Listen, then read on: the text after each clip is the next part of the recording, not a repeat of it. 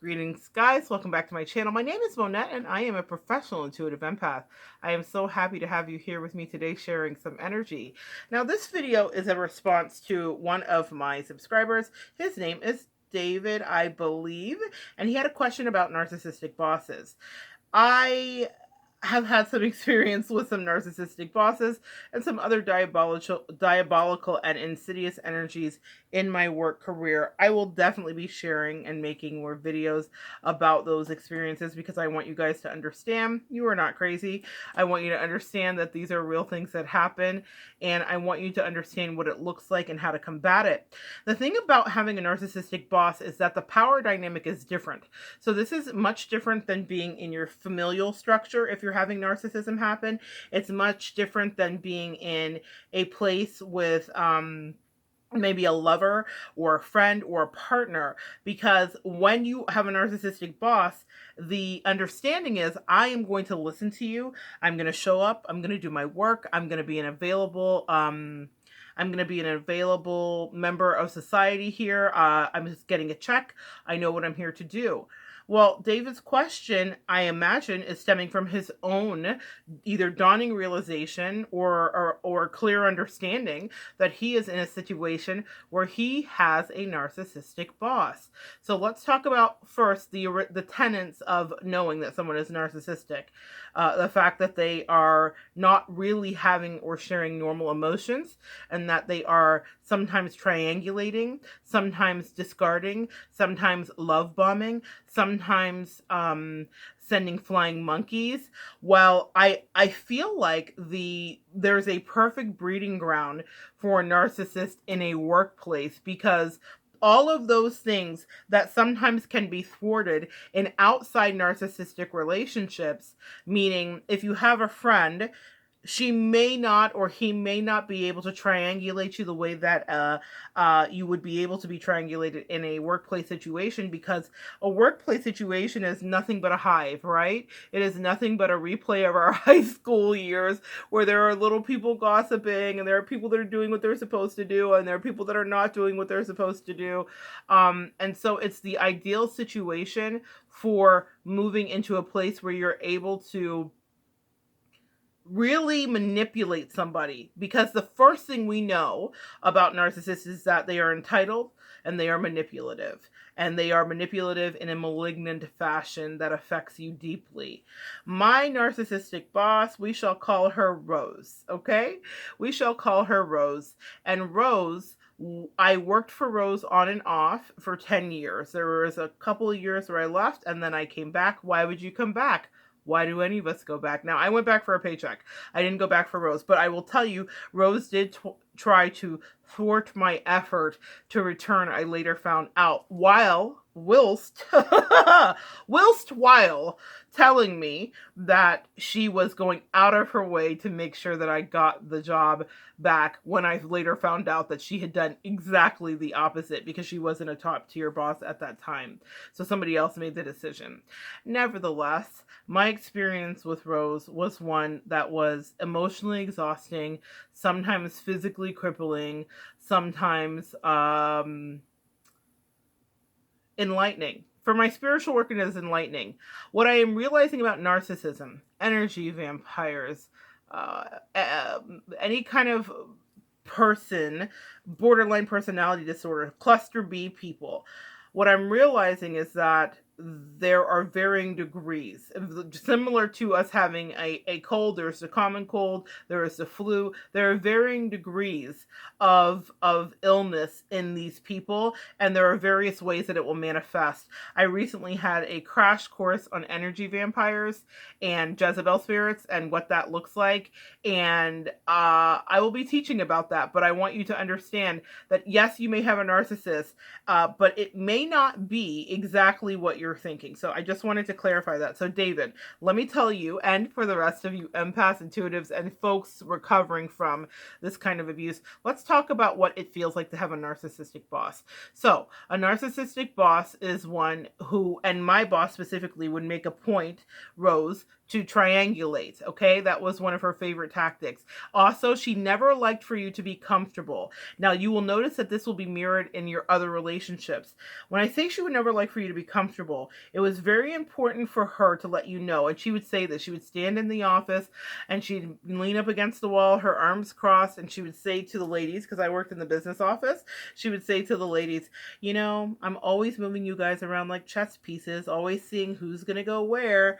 And I remember hearing her say that and thinking, why is she playing mind games like this with us? Now, something to note from my narcissistic boss, which I did factor into the behavior pattern, was that she was a Scorpio. Scorpio is a planet that deals with major transitions, sexuality, death, endings, things of that nature. So she was very powerful. She also practiced witchcraft, which is the antithesis of what I teach, practice, and believe in.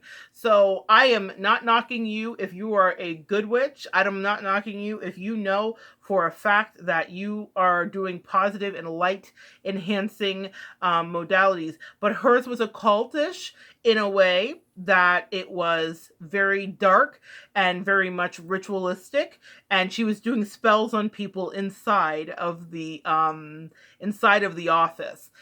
Now, here's the thing. I had heard about this woman because I was recommended by my mother when I moved back to the town I was living in to get a job here. And so I went and I got the job here. But she had heard about her from other coworkers who had had terrible times. And I thought, why would you send me someplace where someone has terrible times? And I remember talking to my mother and her saying to me, well, Monette, the thing is, we all have terrible times at jobs. That's just the way it is. Empaths, metaphysics, manifestors, we don't have to accept that things are just the way they are. We do have to accept that people are evolving at different rates and that people will be teaching us different lessons via their evolution. But she thought, well, you go to work, keep your head down, earn your paycheck. Who cares what this lady says or does to you? Because at the end of the day, you're there to get a check. No. It is an exhausting thing to be in the presence of a narcissistic boss because there is nothing but triangulation, guys. Are you guys familiar with the triangulation that happens? Meaning pitting you against another person and then another person, and then it becomes this round robin of conversation. And so there is all of this kind of like back and forth and back and forth. She had very powerful persuasion. And I used to tell her, like, you missed your calling as a motivational speaker. She should have been a motivational speaker because she could talk you into anything and talk you out of everything. What I will fast forward and let you know is that the narcissistic boss I had was embezzling money from the company at a ridiculous rate. Meanwhile, all of the perks, benefits, and the things that were wonderful were no longer allocated to the people that worked there. You say, why would you go back to a job if you knew that? Well, when I went there, she wasn't the head boss and things were different and people got their bonuses and there were fun trips and they were incentivized with really great kind of financial bonuses. And then when she took over and she did what most narcissists do, which is concocted a situation. Now listen, there's a lot of debate. The boss, one of the bosses that she kind of got his position, God rest his soul, has passed. However, she didn't kill him, guys, don't worry. But however, she definitely put her eagle eye on that thing. And this is something that I said in one of my videos regarding the situation with Prince Harry and Meghan as I was examining what I felt was a narcissistic relationship, which is that a narcissist can still manifest. A narcissist can still have goals. They can still set their mind to something and then reach it. And so that's what I want you guys to understand. She set her mind on things and she did reach it, but she reached it at the expense of other people. When she wanted to get fully in your head, if it wasn't telling you that you were a chess piece to be moved around and then moving you around, she would send people to interrupt your physical space. I remember once, quite literally, being chased down the hallway by somebody, which for people is triggering. Of any person, it could be triggering, but it was definitely triggering with me. It was one of her flying monkeys, actually one of her henchmen. Now, what a narcissist will do is surround themselves with weak-minded people that never have had any real validation, and they'll tell them, you are the light and I see your potential. Well, this one guy, we'll call him Saul. Saul was her favorite, and he was also a Scorpio. Now, I knew that this situation between them was never going to be something that worked out. In fact, Saul would come to my desk, and sometimes I would give him readings about his life. I even predicted once that he would leave and be very happy, and he did leave, but the narcissistic pull drew him back in. He was one of the meaner ones, and he was one that I held a personal grudge against. Yes, empaths, we can hold grudges, because I felt that he took a particular delight in being cruel to people, but he did it as he was dispatched by her to do so. So that was one of the things. I remember once asking my narcissistic boss for a raise, and she told me, she gaslit me. Narcissists gaslight you. And she said, "Oh, well, a woman should never ask for a raise." Can you believe that happened? A woman should never ask for a raise. I've never asked for more money. No, because you stole it and embezzled it.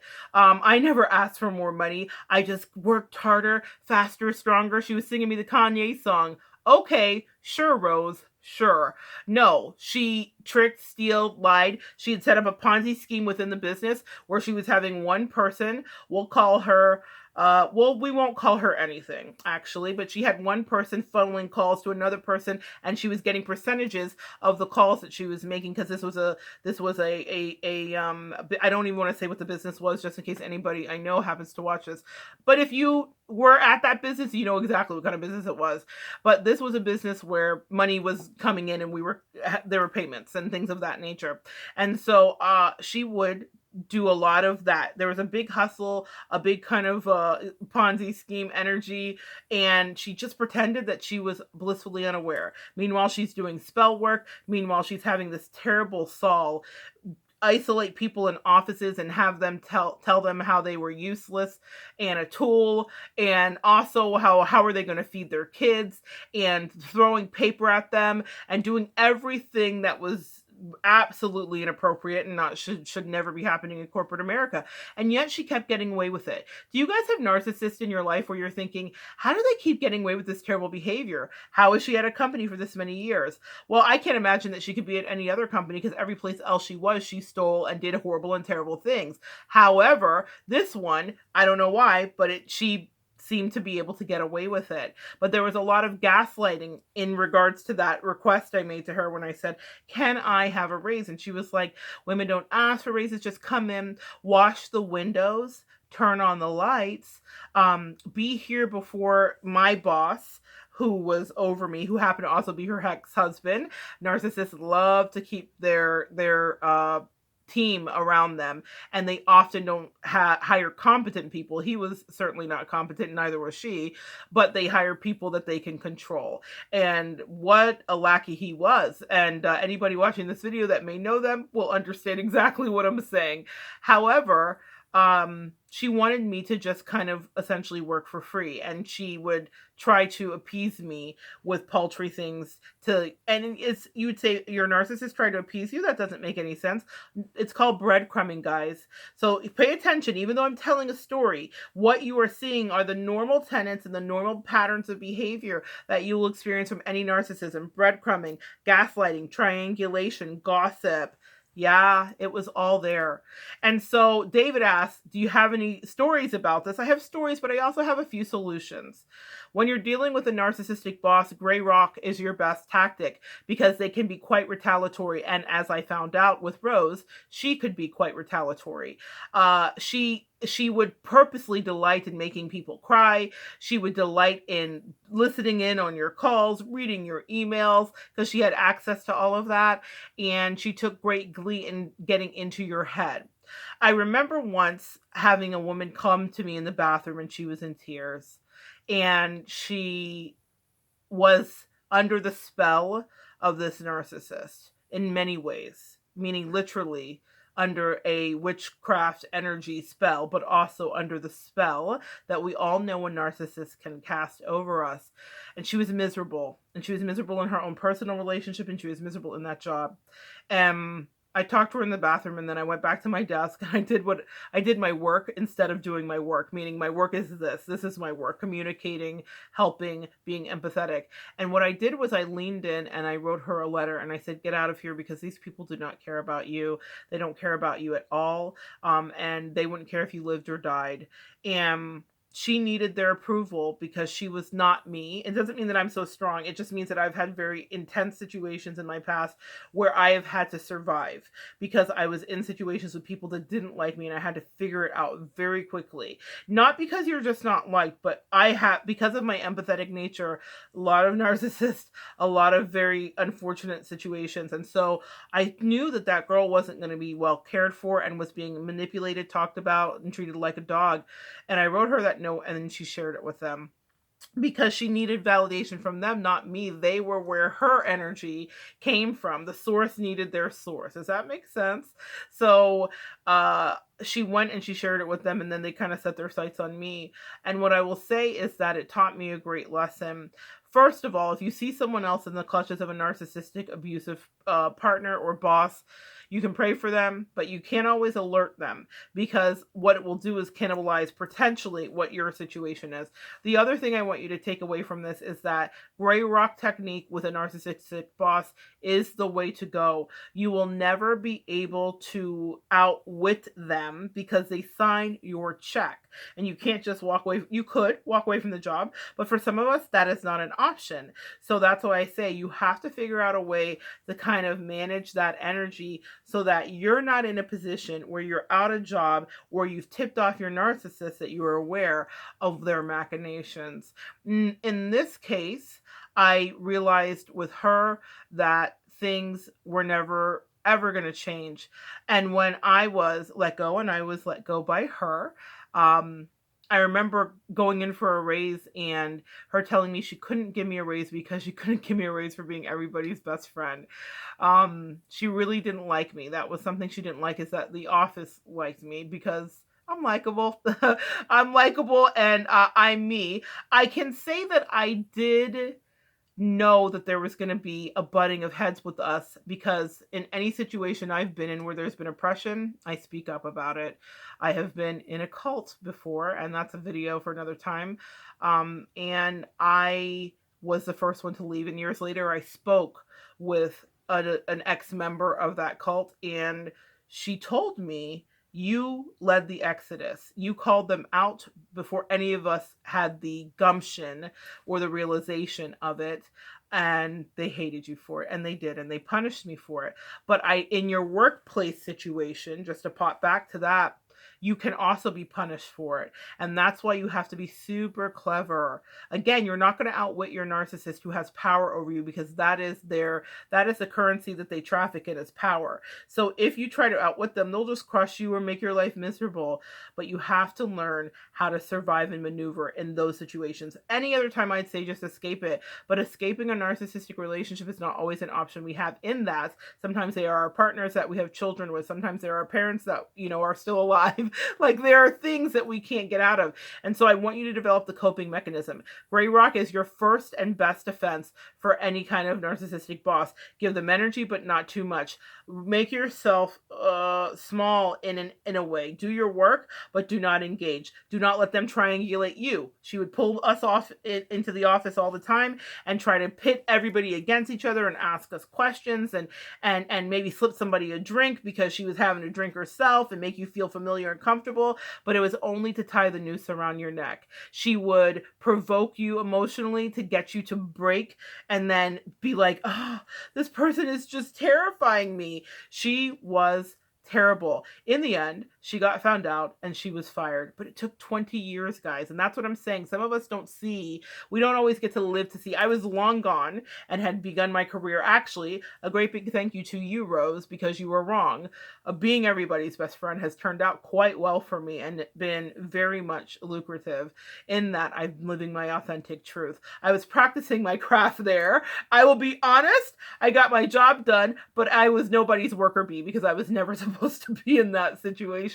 But it was a lesson I learned. She taught me so much about boundaries, about how to read people, and about how to know when someone is mentally ill. And I feel that she was not only mentally ill, but she was willful and she was on some levels evil. And she finally got hers, so to speak. And that is something where I want you to know your worth too when you're around a narcissistic boss. I mentioned the race thing for a reason. I was making $10 an hour, and I was making $10 an hour for many, many years. She had a son that she hired. Like I said, she hired her whole family there. She had a son that she hired, and he was making more than me, and he was, oh, I don't know, like 19, if he was even at the time. And I sat down with her and I said, "Do you think, Rose, that it's fair that your son, who is younger than me, with less education than me and less experience than me, is making more than me?" And then she would try to breadcrumb me, afterwards. "Well, if you just do this and you just do that and jump through this hoop and that hoop." But I made $10 an hour, and I dealt with all of that misfortune. I have a funnier story about the $10 an hour. Maybe I'll tell that another time. Right now, I want to keep it about how you survive it. You survive it by, one, escaping if you can, and if not, then you gray rock. That's your best line of defense with a narcissistic boss, because if you do not gray rock, and if they, and also keep your business to yourself. Her greatest power was in knowing things about people and then using it against them later. She would know things about you and then she would use it against you. It's how she pitted everybody against each other, and it's how she was able to know someone's weak spot that she could get them in on embezzling money from the company so that she could benefit. At the end of it, all the embezzling was found out. All of the money that was gone was found out. And it was like the cry heard around the world from the workspace. People that hadn't worked there for years were texting each other the day she got fired. And I know you'd say, "Well, Monette, that's odd. Why would you delight in another person's misery?" I didn't delight in her misery. But for once, it was like a narcissist is finally getting theirs. And I won't say that I didn't rejoice, because I knew how many lives she had affected, ruined, hurt, how many people had been gaslit and sat at home and been like, "What did I do?" Guys, if you're watching, ex-coworkers, if you're watching, you did nothing. That lady was crazy, crazy. She was a terrible person, and she did not care about any of us. And your narcissist, if you have a narcissistic boss, they don't care about you. Don't let them beguile you with their stories, and don't you beguile them with your own stories. Keep your business to yourself and gray rock like no tomorrow. If you don't know what gray rocking is, I'll be making another video specifically about the technique and how to do it. But essentially, it means you pull your feelings in and you do not allow them to tap into your energy. Narcissists and energy vampires want to get a reaction. They want to elicit a reaction from you. And if they can do so, they will do so. And it will leave you depleted, because that weak spot that they expose, once they see the reaction they get, they will press that button until you self-destruct, and then they'll look around and say, "Can you believe they self-destructed that way?" Pay attention, guys. It's a real spiritual warfare that we're in, and it is for your sanity. It is for your emotional and physical health. And I don't want you to misconstrue your narcissistic boss with just a mean person. They are a malignantly dangerous person. She was malignant. She was a cancer. And eventually she was cut out. But not before she affected probably thousands of lives.